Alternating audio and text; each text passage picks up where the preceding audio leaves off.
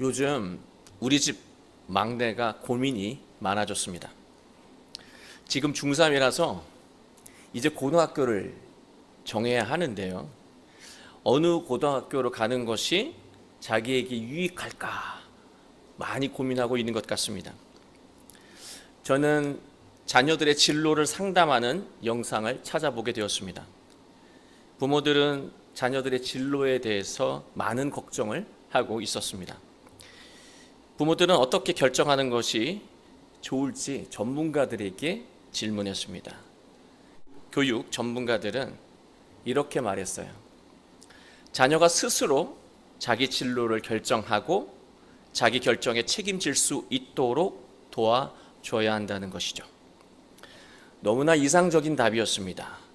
그러나 상담에 참여했던 부모 중에 이것을 모르는 부모는 아마 없었을 것입니다. 부모들은 전문가의 이러한 이상적인 조언을 수긍하면서도 수용하지는 못하는 눈치였습니다. 한 부모가 이런 말을 했어요. 아직 자녀가 어린데 스스로 진로를 결정했다가 나중에 후회하면서 왜 그때 강하게 말리지 않았냐고 부모에게 원망하면 어떻게 합니까? 라고 질문했습니다. 그때 전문가가 매우 중요한 말을 했습니다. 부모가 자녀 대신 고민하고 자녀 대신 결정해버리면 나중에 어려운 일을 겪을 때 자녀는 부모를 원망하게 되지만 자녀 스스로 고민하고 결정하게 되면 후에 어려움을 겪을 때 스스로 방법을 모색하고 궁리하며 성장하게 된다는 것입니다. 부모의 도움은 바로 그때 필요하다고 조언했습니다. 저는 영상을 보면서 문득 이런 생각이 들었습니다.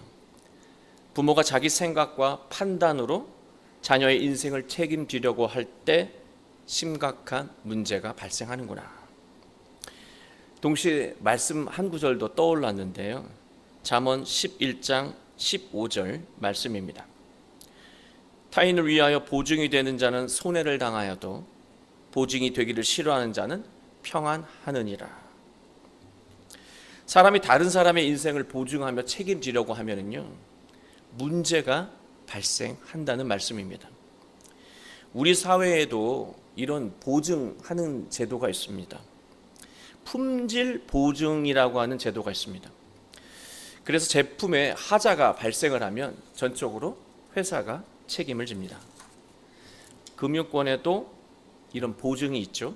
연대보증, 빚보증이라는 것도 있습니다. 채무자가 채무를 이행하지 못하면 제3자가 채무를 대신하는 것입니다. 결국 보증은 잘해야 본전이고 잘못하면 인생을 위기에 빠뜨릴 수 있습니다.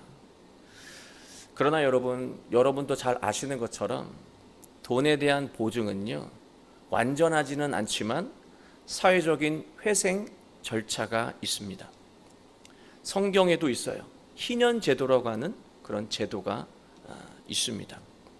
그러나 사람의 인생은요, 보증에 실패하면요, 회생이 안 됩니다. 돌이킬 수 없는 상황에 놓이게 된다는 거예요. 사람의 인생은 그 누구도 보증할 수 없습니다. 책임질 수 없다는 것입니다. 자신의 인생은 본인 스스로 책임지고 보증해 내야 하는 것입니다. 인생의 진로와 방향도 스스로 결정하고 책임져야 합니다. 그게 인생이에요. 그래서 우리는 결정할 때마다 걱정과 불안을 느낍니다.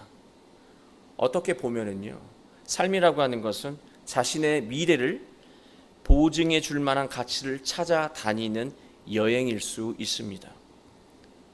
건강을 우리가 구하고요, 공부의 그 지식을 구합니다. 직장, 결혼, 사회적인 지위, 권력, 돈을 구합니다.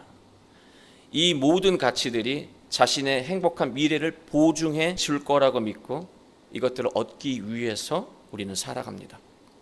그러나 이것들을 막상 얻게 되잖아요. 새로운 걱정과 불안이 생긴다는 거예요. 인생을 보증해 주는 것을 얻었다면 마음이 편안한 것이 맞는데 왜 새로운 불안이 생길까요? 세상의 가치는 보증의 유효 기간이 있기 때문입니다. 언젠가는 사라진다는 거예요. 어떤 사건과 사고를 통해 사라지기도 하고요. 사건과 사고가 없다 하더라도 죽는 마지막 순간에 모든 세상의 가치는 사라지게 된다는 것입니다. 인생을 보증해 줄 거라고 믿었던 그런 가치들이 사라지는 순간이 되면 곧바로 절망을 느끼게 됩니다. 세상의 어떤 가치도 우리 인생을 대신 책임질 수 없고 보증할 수도 없습니다. 그러면 우리는 무엇을 믿고 살아야 합니까? 오늘 말씀은 하나님이 우리 인생을 완전히 책임지신다고 약속하고 있습니다. 우리 모두 오늘 말씀을 통해 우리의 인생, 우리의 자녀, 우리의 가정, 그리고 우리의 교회를 책임지시는 분이 하나님이신 것을 깨닫고 하나님의 말씀에 순종하며 참된 평안과 열매 맺는 인생을 살아가게 되시길 주님의 이름으로 축원합니다. 히브리서 저자는요, 아브라함의 이야기를 들어서 사람을 향한 하나님의 약속을 설명하고 있습니다. 13절 말씀인데요, 하나님이 아브라함에게 약속하실 때 가리켜 맹세하는 자가 자기보다 더 큰 이가 없으므로 자기를 가리켜 맹세하여. 여러분, 하나님은 아브라함에게 약속을 하셨다고 말하고 있는데요, 아브라함이라고 하는 사람의 아버지는요 데라입니다. 데라가 아들 아브라함과 살던 곳은 갈대아 우루 지역이었습니다.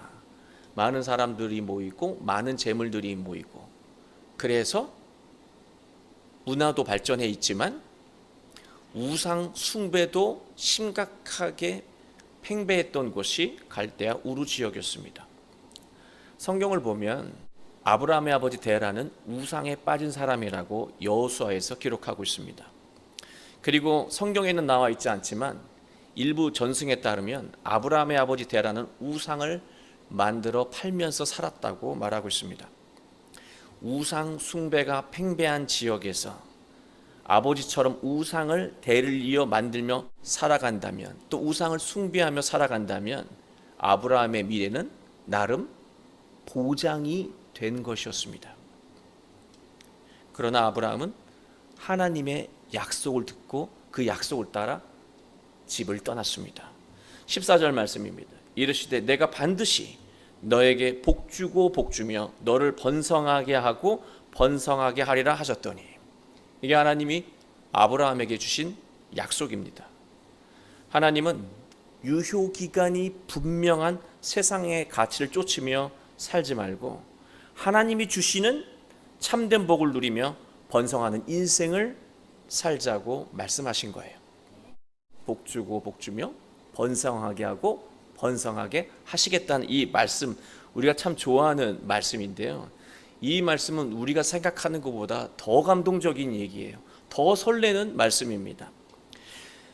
복을 주시는 그 순간에 또 앞으로 어떤 복을 주실지 알려주신다는 말씀이에요. 지금 복을 주시는 그 순간, 복을 누리는 그 순간도 너무나 벅차고 감동적인데, 그 순간에 하나님은 앞으로 또 어떤 복을 주실지 말씀하신다는 거예요. 또 번성하는 그 순간에, 하나님이 번성하게 하는 그 순간에 네가 또 앞으로 어떻게 번성하게 될지까지를 또 말씀하신다는 거예요. 이 말씀은 그냥 좋은 말의 반복이 아니라 엄청난 메시지가 담겨 있는 것입니다. 아브라함은 하나님과의 약속과 맹세를 믿고요, 아버지의 집, 이대로 살면 나름 부하게 사는 인생이 보증되는 삶이었지만 그것을 내어 던지고 새로운 삶을 향해 떠났다는 것이죠. 그러나 이때부터 아브라함의 삶이 계속해서 복으로 충만했던 것은 아니었습니다. 여러분도 잘 아시는 것처럼 아브라함은 어려운 일도 겪었고요, 두려운 일도 겪었고, 또 억울하고 속상한 일도 겪었습니다. 아브라함은 하나님을 따르는 과정 속에서 영적으로, 삶으로 지쳐가고 있을 때도 있었습니다. 그 순간에 아브라함이 어떻게 했는지 성경에서 오늘 말하고 있습니다. 그게 15절 말씀이에요. 그가 이같이 오래 참아 약속을 받았느니라. 오래 참아 약속을 받았느니라. 이 말씀은 하나님의 약속을 믿고 가만히 견딘 것을 말하는 게 아니에요. 하나님이 너에게 축복을 약속하셨지, 너의 번성을 약속하셨지, 기다려봐. 참고 기다려봐. 시간을 좀 버텨봐. 그러면 그 약속을 받게 될 거야. 그 말씀이 아니에요. 오래 참아라고 하는 이 말이요, 어떤 말이냐면 어떤 상황에 놓이더라도요, 하나님에 대한 믿음을 지키는 거예요. 우리는 상황에 따라 믿음이 막 춤을 추잖아요. 믿음이 생길 때도 있고 믿음이 없는 사람처럼 살 때도 있어요. 그러면 안 돼요. 참는다는 것은 그 상태를 계속해서 유지하는 거예요. 하나님을 확고히 믿는 그 믿음 상태를 세상이 어떻게 변해도, 내가 어떤 상황에 처해도, 자녀가, 가족이 어떤 환경에 놓이더라도 믿는 거예요. 하나님이 반드시 우리를 지키시고 인도하신다라고 하는 그 믿음을 지켜가는 것이죠. 믿음이 지켜지면 어떤 삶이 일어납니까? 순종의 삶이 나타나는 거예요. 우리는 환경이 좋아서 믿음이 굳건할 때는 순종을 잘 해요. 그러나 환경이 바뀌거나 상황이 나빠지잖아요. 믿음이 순간 없어지면서 순종의 삶도 멈추게 되잖아요. 그래서 약속을 이루지 못하는 거예요. 끝까지 지키고 유지해야 한다는 거예요. 무엇을? 믿음을 말이죠. 그게 오래 참았다라고 하는 말씀의 뜻입니다. 그리고 제가 오늘 말씀을 보면서 좀 깜짝 놀란 단어가 받았다라고 하는 단어거든요. 이 받았다라고 하는 단어가 에피튠카노라고 하는 단어인데요. 뭘 이렇게 받았다, 약속을 이렇게 받았다, 그 뜻도 있지만 더 중요한 뜻은요, 우연히 만나다, 마주하다, 이런 뜻이에요. 결국 이 말씀을 번역하면 이런 뜻이 되겠습니다. 아브라함은 어떤 상황 속에서도 하나님에 대한 믿음을 지키며 순종했다. 그렇게 살았다. 그러다가 결국 하나님의 약속이 이루어지는 순간과 만났다는 거예요. 가만히 견디면 어느 날 문득 약속이 이루어졌네가 아니라 하나님의 믿음을 지키며 살아가다 보니까, 그 인생의 길을 걸어가다 보니까 그 인생의 길에서 우연히 하나님의 약속과 마주하게 됐다라고 하는 거예요. 만나게 됐다는 것이죠. 다르게 말하면 하나님을 믿고 걸어가지 않는 사람은 약속과 만날 수가 없는 거예요. 우리가 믿음이 흔들려서 순종의 삶을 멈추면 만날 그 시간도 더뎌지는 거예요. 계속해서 걸어갈 때, 믿음에 순종하며 나아갈 때 하나님의 약속하신 그 약속과 마주하게 되고 만나게 된다는 것이죠. 하나님의 약속은 이루어지는 것이 아닙니다. 만나는 거예요. 하나님의 약속은 이루어지는 게 아니고요, 만나는 거예요. 믿음으로 살아가는 사람이 만나는 거예요. 매 순간 믿음을 지키며 순종하는 사람이 인생의 길에서 하나님의 약속과 만나게 되는 것입니다. 16절을 보면 보증에 관해 설명합니다. 사람들은 자기보다 더 큰 자를 가리켜 맹세하나니 맹세는 그들이 다투는 모든 일의 최후 확정이니라. 사람들은 보증하기에 앞서 약속과 맹세를 하는데 잘못되었을 때 책임질 수 있는 더 큰 자, 더 많이 가진 자, 더 높은 지위를 가진 자를 두고 맹세한다는 것입니다.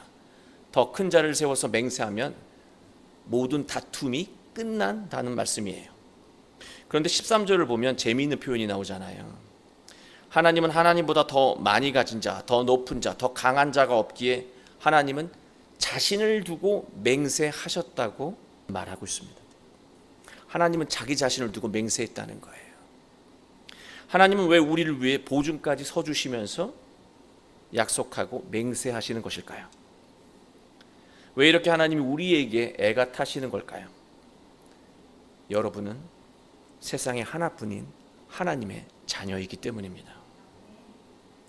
17절 말씀을 보세요. 하나님은 약속을 기업으로 받은 자들에게, 여러분이 되겠죠, 그 뜻이 변하지 아니함을 충분히 나타내시려고 그 일을 맹세로 보증하셨으니. 하나님은 하나님이 약속하신 것과 보증하는 것이 절대로 변하지 않는다는 것을 보여주시기 위해서 맹세하셨다고 말하고 있습니다. 이 말씀은요, 우리를 향한 하나님의 신실함을 의미하는 말씀이기도 하지만 하나님이 자기 자신을 담보할 만큼 우리를 믿으신다는 말씀이기도 합니다. 정말 우리가 하나님이 자신을 담보하실 만큼 믿을 만한 존재입니까? 내가 하나님 앞에 그렇게 믿을 만한 존재입니까? 어떠세요? 여러분을 믿으십니까? 하나님은 우리를 왜 믿으실까요? 우리는 자기 편의에 따라 수시로 약속을 어기는 사람입니다. 약속을 어긴다는 말은 좀 하기 부담스러우니까 약속을 해놓고 또 시간을 뒤로 미루죠. 결국 어기는 것이죠. 우리는 어려운 일을 겪고 위기를 만날 때마다 얼마나 많은 약속을 해왔습니까? 우린 그것을 얼마나 지키며 살아가고 있습니까? 우리는 하나님이 보증하실 만큼 신실한 존재가 아닙니다. 믿을 만한 사람이 아니라고 하는 거예요. 그러함에도 하나님은 우리를 위해 보증하신다고 하셨습니다. 내가 너 보증하지. 내가 담보가 될게. 나는 너를 보증한다. 너의 인생을 보증한다. 왜 그러실까? 사랑하시기 때문입니다. 사랑하시기 때문에 믿어 주시는 거예요. 사랑은요, 믿음의 크기와 비례합니다. 아브라함은 하나님이 자신을 믿어 주시니 그 믿음에 부합한 삶을 살아가려고 노력했고요. 그 과정에서 하나님의 약속과 만나게 된 거예요. 하나님은 우리를 믿어 주십니다.